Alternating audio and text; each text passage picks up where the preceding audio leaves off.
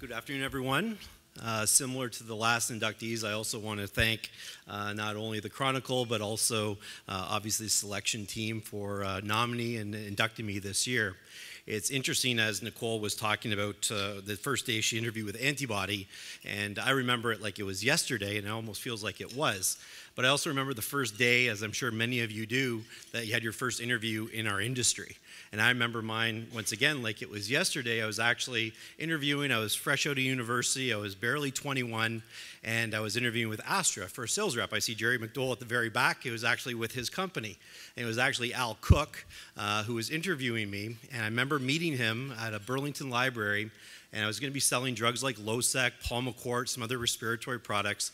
I sat down, and the first thing he did was pull out a pencil, and he threw it at me. And I remember exactly what he said. He said, "Sell this to me, kid." Unfortunately, no one calls me kid anymore, but he said, "Sell this to me, kid." And I actually took 2 or 3 minutes and went through this pencil, sold it to him, blah, blah, blah. And at the end of it, he actually said, "Well, you made one cardinal mistake. You forgot to ask me why I needed a pencil." And from that day forward, and it ties very nicely to what Lorenzo was saying, for myself personally, my 22, 23 years now in the industry, every single day I've learned something new. And just hearing some of the talks today from a lot of my friends and colleagues, it sounds like all of us in this room are every day learning something new as our industry continues to change. For the better, for the worse, it doesn't really matter. It's our industry, and we have to change with it.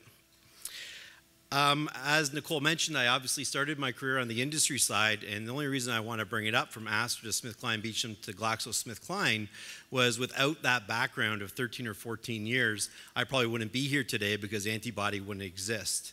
When we launched the company and Lauren brought a tear to my eye, I facilitate a lot of physician meetings, do a lot of presentations, as I'm sure most of you do. The last time I was in front of a podium like this was actually at Michael's funeral.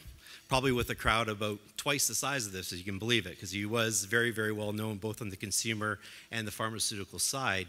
But as I brought my experience from the industry into Antibody with Michael, we knew we had to do something very special as we felt the healthcare marketers needed that agency that got it.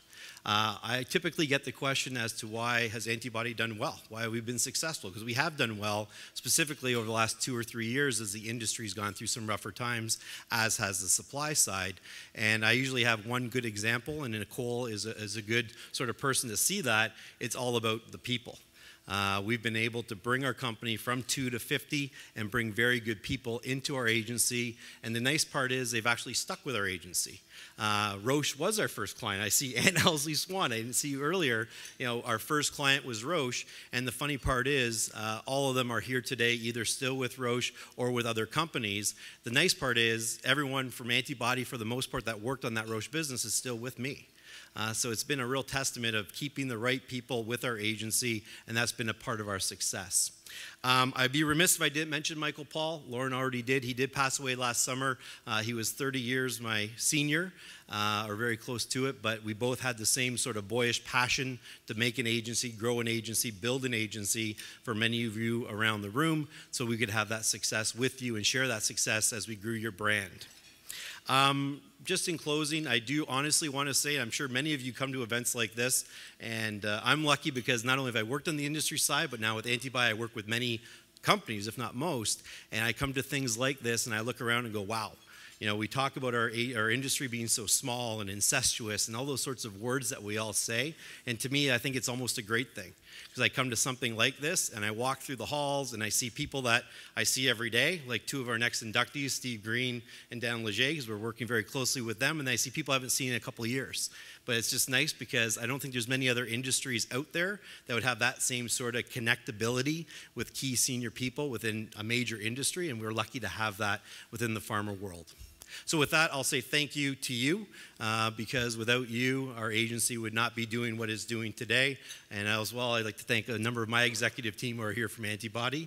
And with that, I'll say thank you to the Chronicle once again and the selection committee. It's a great honor. I'm very proud to be part now of the Hall of Fame. Thank you.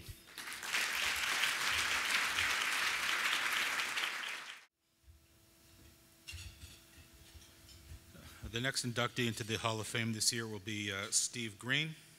Steve was with Novo Nordisk, and I think most of you know that Novo Nordisk is a bit of a synonymous term with diabetes. And I diabetes has a bit of a heightened consciousness in my life recently. I made the misfortune of going to my doctor for my annual physical not too long ago, and he made me walk around the room with my eyes closed. And I said, "Why are you doing this?" And he says, "You're old, you're fat, and you're staring down the barrel of diabetes. You like it?" So it raised my consciousness. So, and he's no longer my doctor for some reason.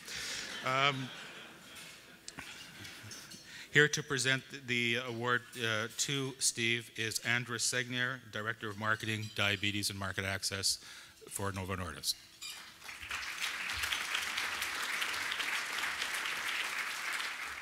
Good afternoon and bon appetit. It's always a special honor for us also to have one of our team members receiving such a prestigious award. The recognition that comes from the industry colleagues and everybody and shows really the great work that has been done by someone from our own teams. Thank you very much for that. When talking about Steve Green, he was born in a place, and don't worry, it's not going to take 20 minutes. He was born in a place called Deux Montagnes, 2 mountains. That's somewhere in Quebec. That also explains why he went to McGill and not McMaster's. That's what I understood. Steve did an MPA at McGill University in Quebec. And then came the, is it in Quebec? No, it's in Montreal, right? Sorry, my ignorance. I just came here 2 years ago, so please apologize for that to Canada. Then came the famous year 199, where the German wall fell, where Nelson Mandela got out of prison, the Iraqis invaded Kuwait, last but not least, Maggie Thatcher retired, and that's where Steve started his career in the pharmaceutical industry. I think that was really a great coincidence and just matched, so especially with the retirement of Margaret Thatcher, and you had to step it up. Steve started at Parke-Davis as a sales representative and stayed there for quite a number of years. So it was the traditional start into a pharmaceutical marketing career. And then Steve moved over to Wyeth, where he was marketing Primorin, which is now one of our competitor products, but that's okay. And then in 1997, Novo Nordisk, we got lucky enough that Steve really joined us, which means out of his 20 years career in the pharmaceutical industry, he spent 14, almost 15 years now with us at Novo Nordisk, and we're very grateful for that. Steve joined in product management with a product called Niastase, which is a product we saw a presentation before, highly specialized, very few patients across the entire country. And it's enormous skills from marketers that are required to make such a product successful. Later on, Steve moved into business development, which gave him a nice rounded experience across entire portfolios and looking beyond also with other companies, working closely with other companies. One of the key milestones really I would say in the last years for Steve was 2008 when Novo Nordisk decided to launch a new product called Victoza, which we have very, very high expectations. And we're looking for somebody who has a very well-rounded experience, who knows specialty marketing, primary care marketing, somebody who knows the sales force, and somebody who can really be successful with such a product, and that was Steve Green. Steve launched that product last year in May, and it was impressive to see how Steve worked cross-functionally.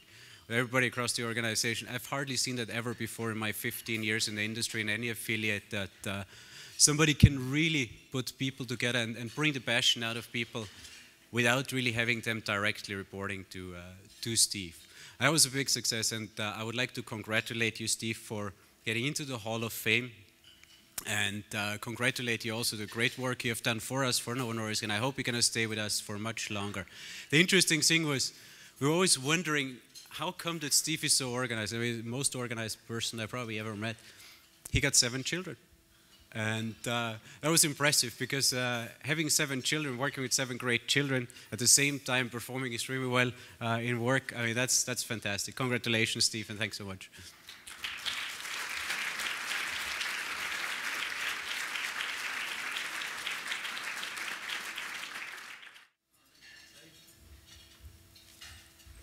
All right, thanks so much, Andreas, for those kind words and for your leadership over the last 3 years. I don't drive a 911 Porsche. I drive a Honda Odyssey, but I can fit 8 people. So I just thought I'd throw that out there.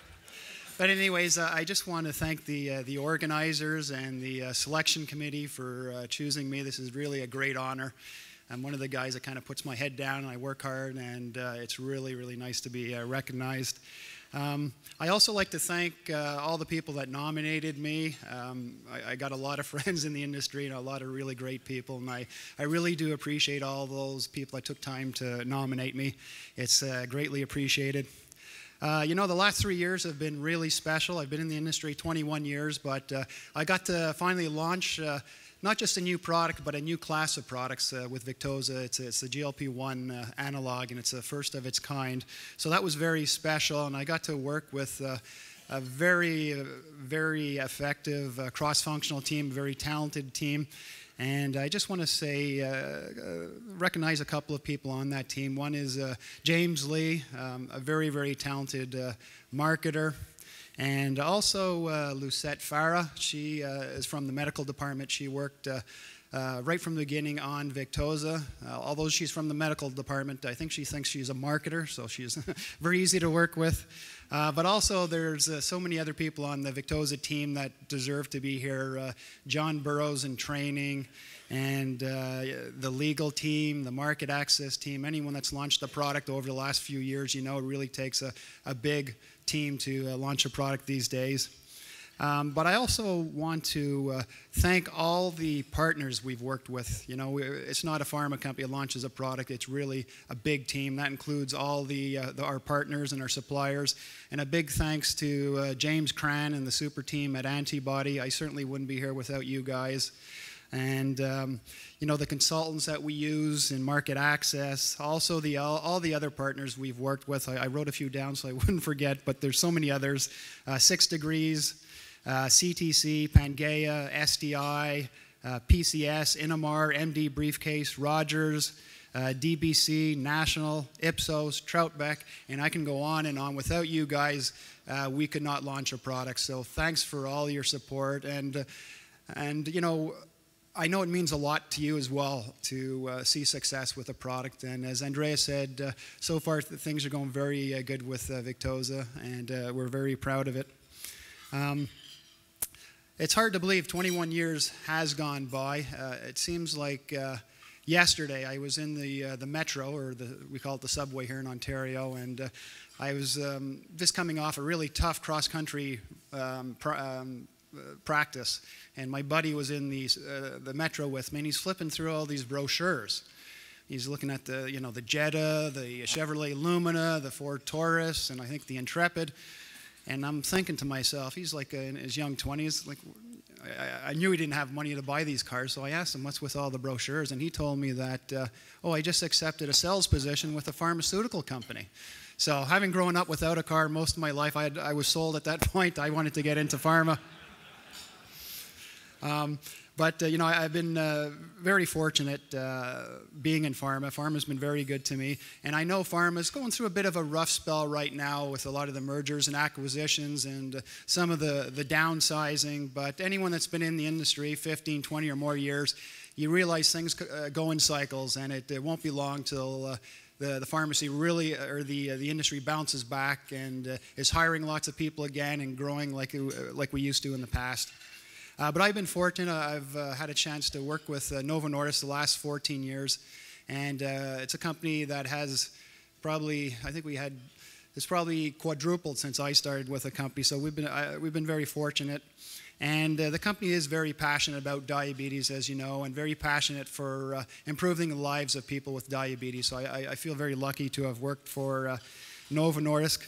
And just to end it, of course, I'd like to thank my wife and my kids, who sort of give meaning and purpose to what I do on a day-to-day basis. And again, I just want to thank everyone again for nominating me and selecting me. Thanks, everyone. The next recipient being inducted into the Hall of Fame today is Dan Lager from Lundbeck. Dan is the Director of Marketing at Lundbeck, and here to present the award to him, or the acknowledgement to him, is Patrick Cashman, President of Lundbeck. Patrick?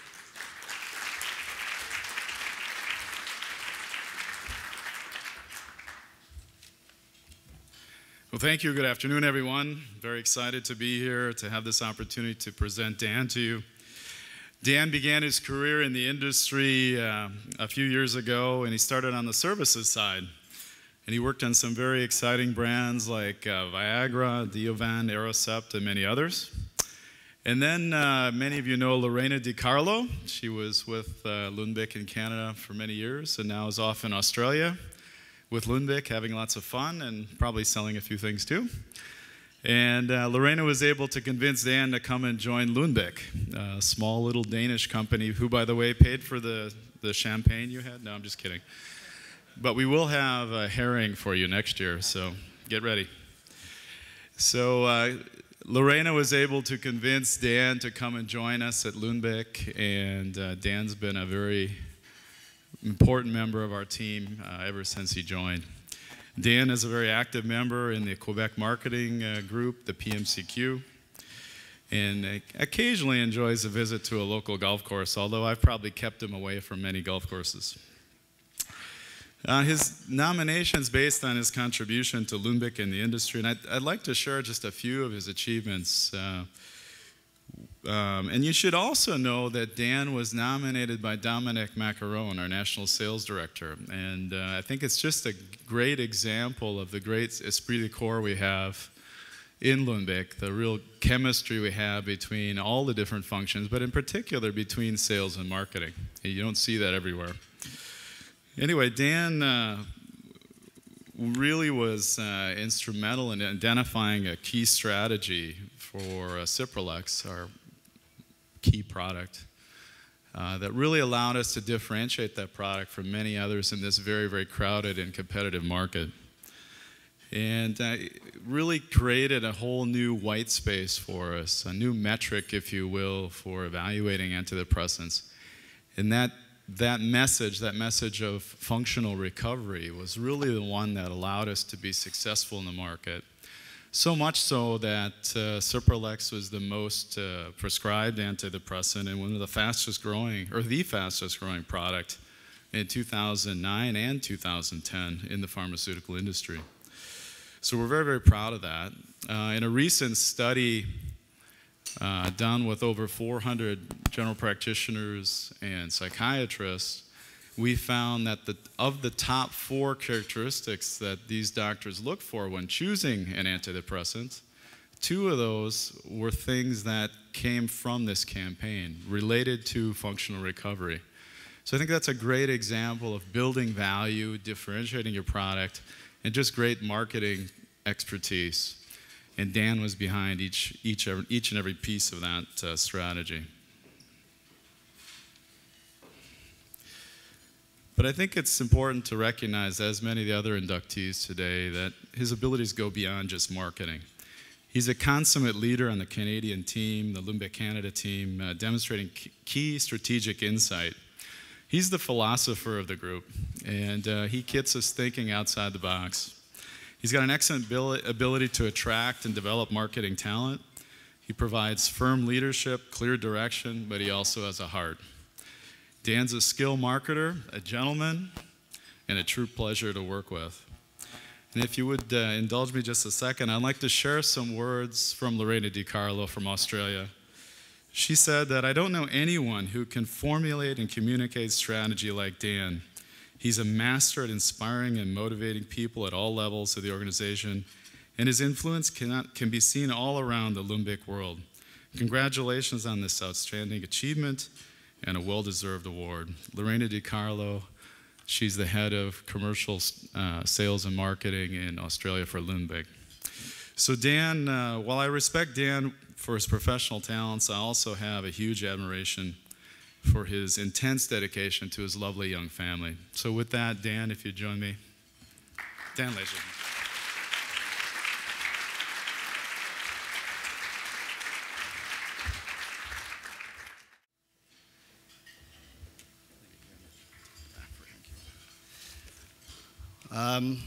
I'm usually not one who's lost for words, if anybody knows me, and I've never met a microphone I didn't like. But today is a bit overwhelming. I think the first word that comes to mind is wow. To be included amongst the individuals who've come up here today, I consider a true honor and privilege. And with that, I'd like to thank the Chronicle Group of Companies and Pangea and all of those who are involved in the selection committee. It's a pleasure to be among such distinguished guests that are assembled here today from across the industry. And I also wish to congratulate my fellow inductees, as it's truly an honor to be in your company. For those of you who don't know me, I love to sing, and I had no idea that music would play such a central role in today's event. So as I've been given 2 minutes, I've tried to make this as succinct as possible. And thinking about what I would say here today, an ABBA song immediately came to mind. And that is, "Take a Chance on Me." So I'll let that percolate for a while now. And you'll be going home in your cars this evening on your flight home singing that song, I guarantee it. But these 5 words clearly and concisely summarize how I became fortunate enough, and I stress the word fortunate enough, to be here today. 16 years ago, and 1 year removed from a journalism degree from Carleton University, I was sitting in the Canadian Press National Newsroom at the corner of Yonge and King. I thought I had arrived.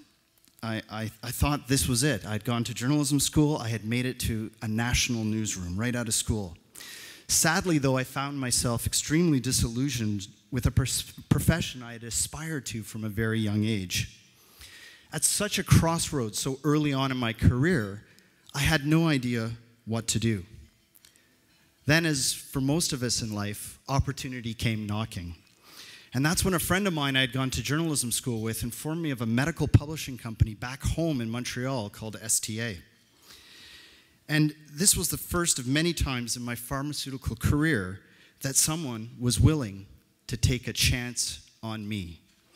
Paul Brand, Vice President of STA Communications in Montreal, allowed me to return home to Montreal when he hired me as a medical editor for the Canadian Journal of Diagnosis.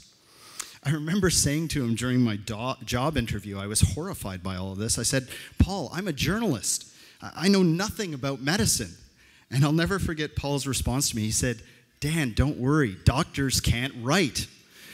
We'll teach you the medicine as you go along." Now, I'm certainly sure there's some outliers in the audience there, but it was a very reassuring thing to be told. Then Joanne Belcito, General Manager and President of Anderson Advertising in DDB, was the next person to take a chance on me. And she hired me as an account executive for the Norvasc brand. Wow, what a whirlwind experience that was. And a few years later, as Patrick alluded to, Lorena DiCarlo, the Vice President of Marketing at Lindbeck, and a former Hall of Fame inductee herself, was ready to take a chance on me when she brought me over to the client side of the business as a product manager for Celexa, even though my CV did not match the pedigree of most product managers. In fact, horrors of all horrors, I had never carried the bag. I always thought my unorthodox background would catch up with me one day, but it never seemed to matter, as several years later, Patrick turned to me, and he'd take a chance on me again by handing me the keys to the marketing organization of our company. I tell this story simply to say I wouldn't be here today if it was not for these people, and I am forever grateful to each and every one of you for taking a chance on me. I'm also extremely grateful for the marketing and sales professionals that I work with at Lindbeck, and for whom I'd like to share this award with you guys today. Especially Dominic Macaron, my sales counterpart, as Patrick alluded to, because there's no point in generating new and innovative ideas as a marketer without the support and commitment of a sales force. You're nothing without the sales force. I consider it a privilege to work in this industry, and I truly mean that. I cannot imagine another industry that delivers such value to its customers. This industry is focused on delivering healthcare, and we've heard a lot about that today. There is no greater value than one's health. The value of this industry is reflected by the people who represented each and every one of you here today. I know the quality of the people in this industry, and it attracts all sorts. Time and again, even though I could have easily been labeled an outsider by people in this industry, they have been willing to take a chance on me. And I'd like to leave you with this parting thought. I can only encourage the many leaders of industry in this room here today to look around your organizations and look beyond and ask yourself, is there someone out there waiting for you to take a chance on them? Thank you very much.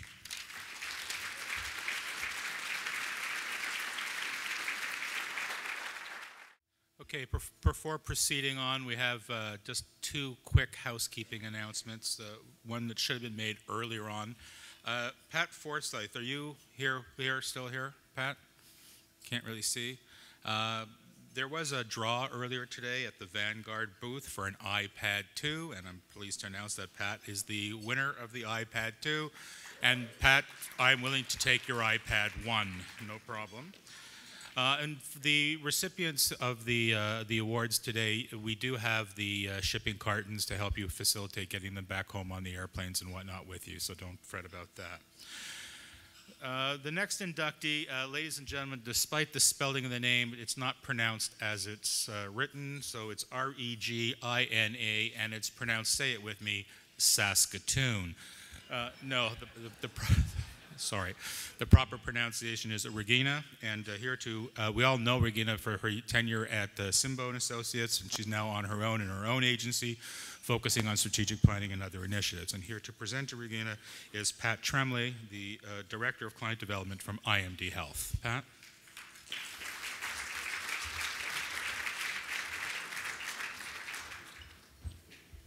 Hello, everyone. For Regina, it'd probably be a song like, "Irreplaceable, that's what you are." I can't sing, sorry. It is a great honor for me to present Regina with the Canadian Pharmaceutical Hall of Fame Award. I've worked in the industry over the past 20 years as a media representative, and I met Regina 10 years ago when I began repping New England Journal of Medicine and Journal of Rheumatology in the Toronto area. After our first